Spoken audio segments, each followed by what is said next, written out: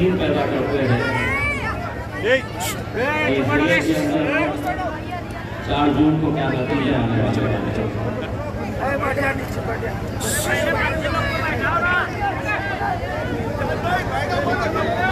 मुझे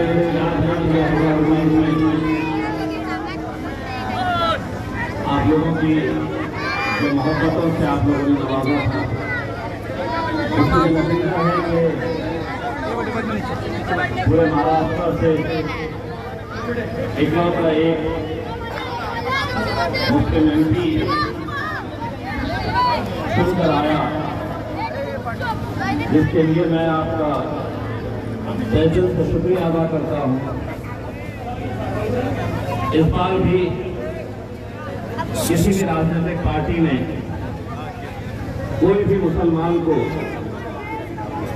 एक भी टिकट नहीं दिया है महाराष्ट्र से, और ये हमारे लिए बड़े अफसोस, बड़े शर्म की बात है कि हर सियासी जमात आपका वोट तो चाहती है, लेकिन आपकी नुमाइंदगी नहीं चाहती है, आपको लीडर बनता हुआ देखना नहीं चाहते हैं। रहने दीजिए साहब, रहने दीजिए, जितना भी है थोड़ा सा रहने दीजिए। तो कोई भी आपको लीडर बनता हुआ देखना नहीं चाहते हैं।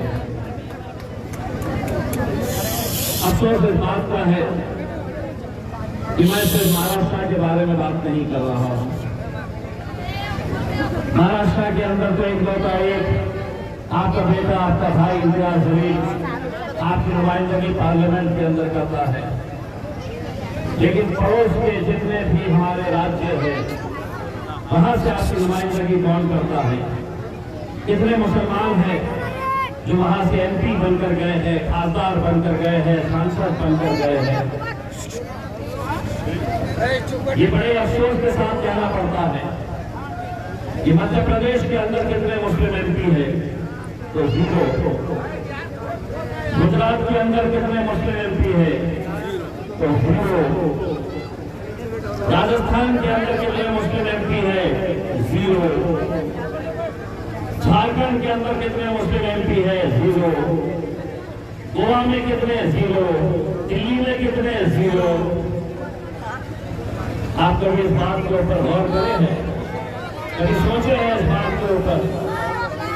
और आज जब इलेक्शन हो रहे हैं तो 11 ऐसे राज्य हैं, 11 ऐसे देश हैं जहां से एक को भी टिकट नहीं दिया गया है। अब सवाल ये पैदा होता है, अगर हम लड़ेंगे ही नहीं तो जीतेंगे कहां से? आपको अच्छी तरह से याद होगा कि 2019 के अंदर जब मैं आपकी महफिल के अंदर आया था, जब मैं आप लोगों के बीच में आया था, आप लोगों से दरखास्त किया था, आप लोगों ने अल्हम्दुलिल्लाह मेरा साथ दिया, लेकिन कई सारे ऐसे इसी जिले के, इसी शहर के वो नेता थे जो आप लोगों को बिठाते थे, समझाते थे, चौराहों पर बैठकर, होटलों में बैठकर आपको ये समझाने की कोशिश करते थे ये मैं जीत ही नहीं सकता हूं, जीतूंगा कैसा, कौन वोट देगा? लेकिन अल्हम्दुलिल्लाह ये आप लोगों की दीवानगी थी, ये नौजवानों का जोश था, जज्बा था कि जिन्होंने शिद्दत से मेहनत की, बुजुर्गों ने, हमारी माओ और बहनों ने तहज्जुद में उठकर नमाजें अदा की, इबादत किए, दुआएं मांगी, ये सीट जिता दे। और अल्हम्दुलिल्लाह, अल्हम्दुलिल्लाह, अल्हम्दुलिल्लाह आप लोगों का नुमाइंदा यहां से चुनकर आया। लेकिन अब 2019 के अंदर और 2024 के अंदर फर्क क्या है? 2019 के अंदर भारतीय जनता पार्टी हो, शिवसेना हो, उनके ख्वाब ख्याल में भी नहीं आया था कि पूरे देश के अंदर मोदी की लहर चल रही है और मेरे औरंगाबाद के अंदर नींद चल रही है।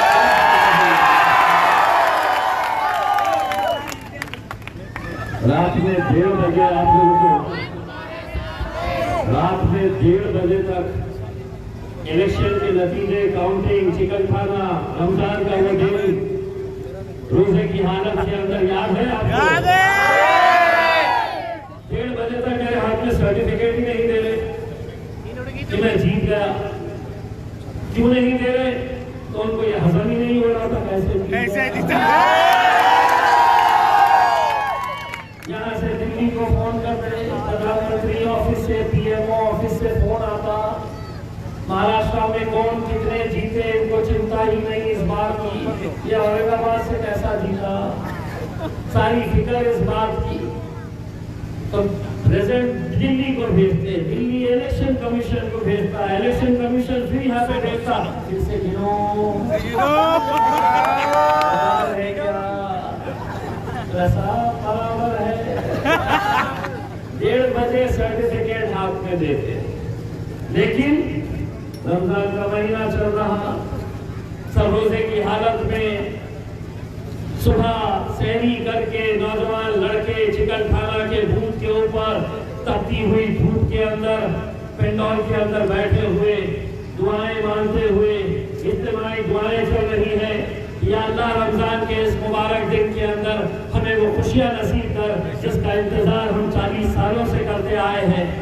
यहाँ पर जितने बुजुर्ग बैठे हैं उनकी याद ताजा कर दूं, इस जिले का आखिरी मुसलमान एमपी कब चुना गया था, इनकी उम्र भी नहीं है इतनों की, 44 साल तो तुम्हारी उम्र भी नहीं है, जब आखिरी यहाँ का एक मुसलमान एमपी 1980 के अंदर चुनकर आया था।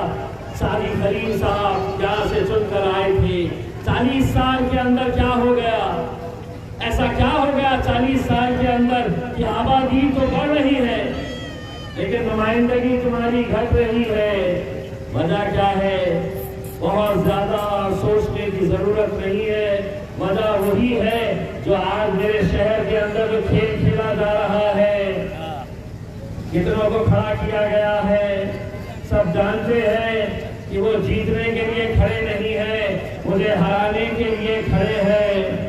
पूरी कोशिशें की जा रही है, पैसा पहुंचाया जा रहा है कि जाओ मुसलमानों की बस्तियों के अंदर, दलितों की बस्तियों के अंदर पैसा फेंको, वोटों को तकसीम करो, वोटों को बांटने का काम करो।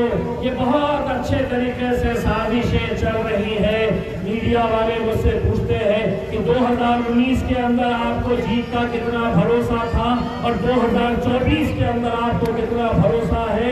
मैं उनको ये बताता हूँ कि 2019 के अंदर मुझे 100% यकीन था कि मैं जीतूंगा, लेकिन 2024 के अंदर इतना बोल के मैं खामोश हो जाऊंगा।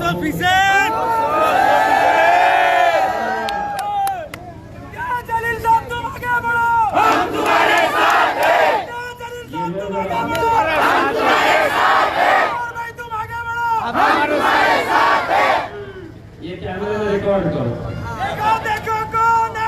शेर आया, शेर आया। जलील साहब तुम आगे बढ़ो, हम तुम्हारे साथ हैं। अबे अब दिल्ली तक भेज दिया मेरे को, दिल्ली के बाहर बॉर्डर के बाहर भेजता मेरे को, मैं दिल्ली तक चले गया। तो 2019 के अंदर मुझे 100% यकीन था, तो इंशाल्लाह 2024 के अंदर 200% यकीन है।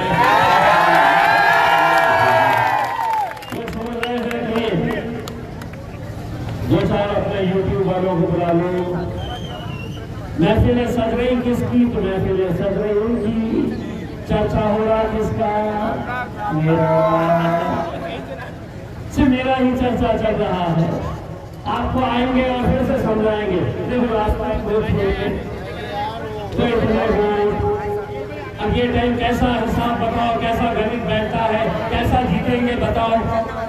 आपको हिसाब किताब समझाएंगे, फौरन जेब में से कागज निकालेंगे, चाबी पे बैठेंगे, कोई चाय के देखो मराठा इतने, दलित इतने, मुसलमान इतने, ओबीसी इतने, वोटिंग परसेंटेज इतना हुआ तो इतने मिलते, कैसे जीतते। अब प्रॉब्लम ये है उनको ये मालूम ही नहीं है कि तुम्हारा हिसाब तुम जमीन पे करते हैं, मेरा हिसाब मेरा रब करता है, मेरा अल्लाह करता है।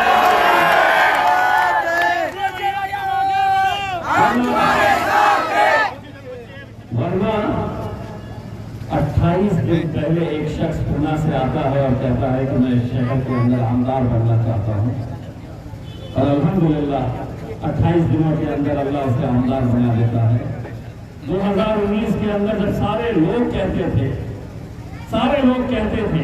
अरे नहीं यार जरा ज्यादा हो जाना, ऐसा खासदार जीतना इतना यार समझ नहीं आ रहा, आमदार बन गया तो खासदार भी बनता है करते।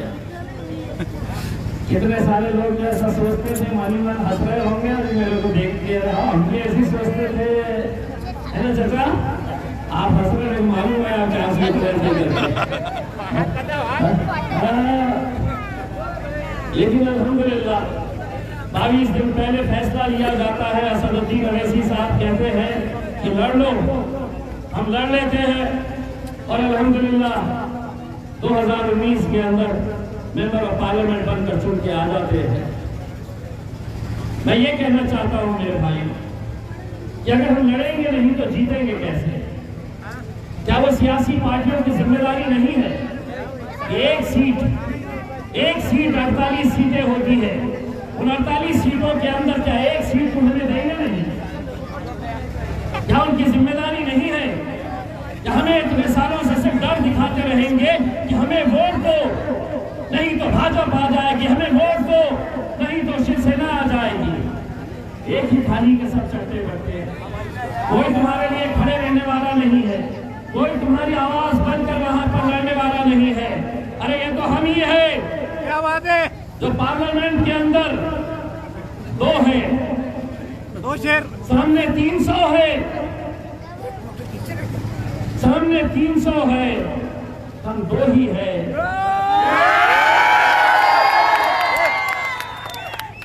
मैं जब जीत कर आया ना चाचा, मोदी जी ने अमित शाह साहब को फोन किए थे, अरे ओ सांबा कितने आदमी आए हैं अमेसी के? तो मैंने कहा 2 आए हैं साहब, लेकिन 300 पे जोश है ना 13 तारीख के दिन लिखा,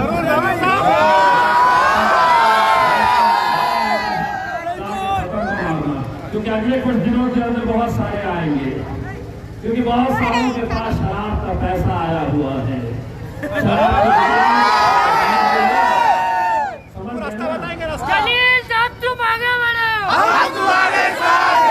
कितनी आगे बढ़ो जलील साहब, बढ़ गए बहुत आगे। अब तुम 13 तारीख के दिन सिर्फ बटन दबाने का काम करो और बटन को दना से वोट डालने का काम करो, इंशाल्लाह। इतना मैं आपको यकीन दिलाता हूँ। महाराष्ट्र के अंदर कौन कितनी सीटें जीतने वाला है, कौन हारने वाला है, मीडिया में इसकी फिक्र नहीं रहेगी। ये बंदा जीतता है क्या, ये बंदा हारता है क्या, सारी नजर इसी के ऊपर लगी रहेगी, क्योंकि एक है लेकिन नाक पे दम करके रखा हुआ है अल्हम्दुलिल्लाह। तो सारी फिक्र उनको इसी बात की रहेगी कि मजलिस के उम्मीदवार का क्या होता है करके। इतनी बात बता दूं कि 13 तारीख के दिन जिस जोश के साथ यहाँ पे अल्हम्दुलिल्लाह इतनी बड़ी तादाद के अंदर यहाँ पर मौजूद है, नौजवानों बुजुर्गों, 10 दिन बचे हुए हैं। ये समझ लेना कि ये 10 दिन तय करेंगे कि हमारे आने वाला 5 साल हमारे बच्चों का, हमारे नौजवानों का, हमारी बच्चियों का, हमारी बहनों का, हमारी बेटियों का मुस्तकबिल। इन 5 सालों के अंदर सरकार क्या कैसे कैसे नए कानून लेकर आने वाली है, मेरी जिंदगी और आपकी जिंदगी से ताल्लुक रखने वाली। बस आप लोगों को 13 तारीख के दिन बड़ी जिम्मेदारी के साथ निकलना है। बड़े अफसोस के साथ मुझे ये कहना पड़ता है, इलेक्शन जब आता है तो वोटिंग परसेंटेज कितना होता है? तो 50%, 52%, 54%। कहाँ है वो 50% लोग? क्यों नहीं निकलते हो घरों के बाहर? क्यों नहीं अपने वोट का इस्तेमाल करते हो? 50% गायब, तो कहाँ मैसमाल चले, खुर्दाबाद घूमने के लिए चले, शादी है वहां पर चले।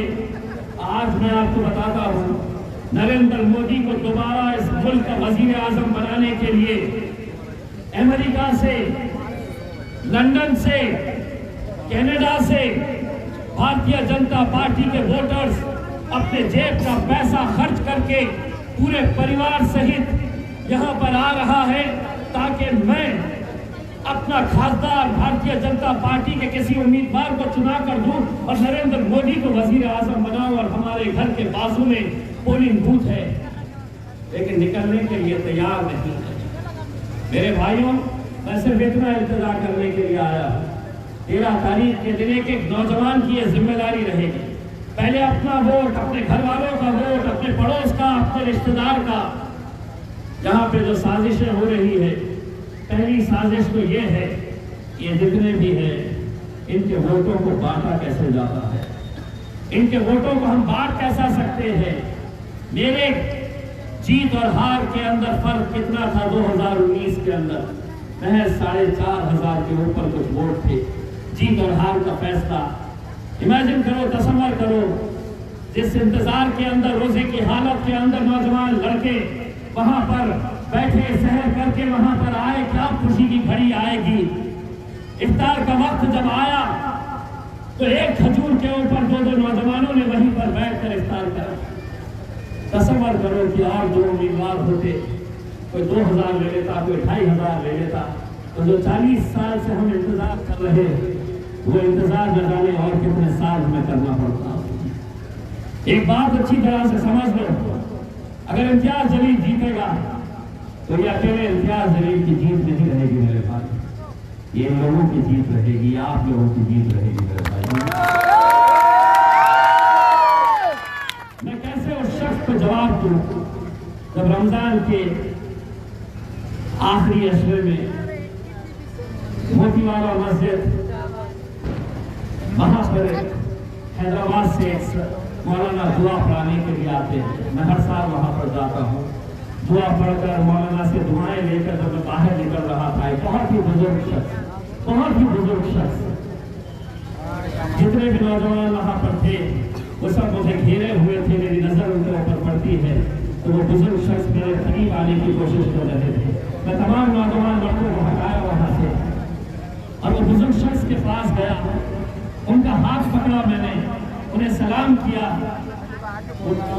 थरथराते हुए हाथ से मेरा हाथ पकड़े और उन्होंने कहा कि इम्तियाज बेटा मैं जालना से आया और उन्होंने मुझे जो बात कही अब भी सोचता हूँ तो आंख में आंसू आते हैं, कांटे आते हैं। तो हजरत ने थरथराते हुए हाथ से मुझे ये कहा कि बेटा मेरा पूरा घर पूरे रमजान के महीने में तहज्जुद में उठकर तेरी कामयाबी की दुआ कर रहा है। तहज्जुद के अंदर उठ के पूरा घर जालना में रहने वाले न मुझे वोट दे सकते हैं न मैं उन्हें जानता हूं। वो हजरत ने हाथ पकड़े, इतना बोलने के बाद वो फूट फूट कर रोने लगे। आप तसव्वुर करिए उस मंजर को कि एक बूढ़ा शख्स, उसके पूरे घर वाले तहज्जुद की नमाज में उठकर दुआएं कर रहे हैं और हम यहाँ पर हमारे वोट कैसे तकसीम हो रहे हैं, कैसे बट रहे हैं, इसकी कोई फिक्र नहीं है। कितने लोग आज अभी भी महफिलें सजाए बैठे हुए हैं। मैं हमेशा एक बात कहता हूँ, इस मुल्क से अगर मुसलमानों की सियासत खत्म हुई है तो कोई गैर इसके लिए जिम्मेदार नहीं है। मुसलमानों ने क्या काम किया है इलेक्शन के वक्त में, 10 उम्मीदवार खड़े किए गए थे मेरे खिलाफ, अभी 10। एक की हालत अगर देखेंगे, घर में खाने के लिए बराबर से नहीं है। कहां से लेकर आ रहे हैं 25,000 रुपये, कहां से लेकर आ रहे हैं 25,000 रुपये डिपॉजिट करने के लिए। मैं बताता हूं, वो सियासी पार्टियां जो नहीं चाहती है कि तुम्हारी क़यादत खड़े होनी चाहिए, नहीं चाहती है कि तुम्हारी आवाज ऐवानों तक पहुंचे, लोकसभा या विधानसभा तक तुम लोग जाए, तुम्हारा काम सिर्फ गुलामी करना है। नेता वो बनेंगे, लीडर वो बनेंगे, तुम्हारा काम है हर 5 साल के बाद एक मशीन की तरह उन्हें वोट देते रहना और वो लीडर बनेंगे। हमारा काम क्या, तो उनके लिए शतरंजा बिछाने का काम करो, कुर्सियां बिछाने का काम करो। हवाई जहाज से जब वो आ रहे हैं तो एयरपोर्ट पे जाकर उन्हें बुके देने का काम करो। हमारा काम क्या है? तो पिछले 75 सालों से वो दूल्हा बनकर घोड़ी के ऊपर चढ़े हुए हैं और हम बाराती बनकर उस घोड़ी के सामने डांस करने का काम कर रहे हैं। हम बाराती बने हुए हैं, लेकिन अब मजलिस आई है और हमने एक पैगाम उनको दे दिया है 7 शब्दों के अंदर। तमाम नौजवानों, तुम्हारी तरफ से मैंने बोल दिया हूँ, अब बहुत हो चुका है। हम बाराती बनने का काम करते थे, अब पूरे भी हम ही बनेंगे और घोड़े पर हम ही चढ़ेंगे घोड़ी के ऊपर, और तुमको हमारे घोड़ी के सामने ताकत भैया कराएगा मेरे भाई। 10 दिन ये समझ लेना कि इतिहास यदि तुम्हारा बेटा, तुम्हारा भाई, तुम्हारा दोस्त इलेक्शन में लड़ रहा, ये समझना कि तुम इम्तियाज जलील हो और तुम इलेक्शन लड़ रहे हो। बस इतना जरूर कहना चाहूंगा। अरे हमारा खानदान कैसा हो, जैसा हो, हमारा खानदान कैसा हो, जैसा हो, अरे हमारा नेता कैसा हो, जैसा हो। अरे ये ताकत तेरा को जोर से लगा, बोलो रे भाई। अल्लाह जान दे दीजिए, परमात्मा नहीं भाई ये तुम्हारे लिए। 13 तारीख के दिन वोटिंग परसेंटेज आप बढ़ाइएगा। यहाँ के बहुत सारे कुछ निवेदन मेरे पास आए हैं, इंशाअल्लाह अल्लाह ने मौका दिया तो जरूर काम करेंगे, क्योंकि 5 साल का एक MP होता है, 5 साल के लिए मुलाकात किया जाता है, लेकिन मुझे सिर्फ 3 ही साल मिले, क्योंकि 2019 में जैसे ही चुनाव आ गया तो 2020 और 21 के अंदर आप जानते हैं कि पूरी दुनिया के अंदर लॉकडाउन हो गया था। तो 3 साल के अंदर जितने भी सवाल उठा सके, जितने भी काम कर सके, उतना करने की कोशिश की है। बस आप लोगों से इतनी इंतजार करना चाहूँगा कि 13 तारीख के दिन आप लोग अपने घरों से बाहर निकलिए, कोई ऐसा माहौल खराब मत होने दीजिएगा, क्योंकि उनकी कोशिश यही रहने वाली है कि किसी तरह से छोटी छोटी बातों के ऊपर माहौल को खराब करना, ताकि हमारे घर की माएँ और बहनें जो है वोटिंग डालने के लिए निकले नहीं। उस दिन अपने अम्मी को उठाना, अपनी बहन को उठाना, अपनी बीवी को उठाना, सबको कहना है कि सुबह 7 बजे तुम्हें लाइन पे जाकर खड़े रहना है और पतंग को उड़ाना है। और इतना मैं आपको यकीन के साथ कहता हूँ, पूरी जिम्मेदारी के साथ और पूरे यकीन के साथ कहता हूँ, इंशाअल्लाह 13 तारीख के दिन अगर आप मेरा साथ देंगे, आप लोग अपनी दुआओं से नवाजेंगे, 4 जून को जब नतीजे आएंगे, मैं आपको यकीन के साथ कहता हूँ कि हिंदुस्तान का सबसे बड़ा जश्न इंशाअल्लाह औरंगाबाद। पिछले साल नौजवानों को बहुत ज्यादा वक्त नहीं मिला था, क्योंकि शहर का वक्त आ गया था, तो हमें अपने अपने घर जाना था, इबादत करना था। पिछले साल का भी हिसाब इंशाअल्लाह इस बार निकाला जाएगा और सबसे बड़ा जश्न यहाँ पर मनाया जाएगा।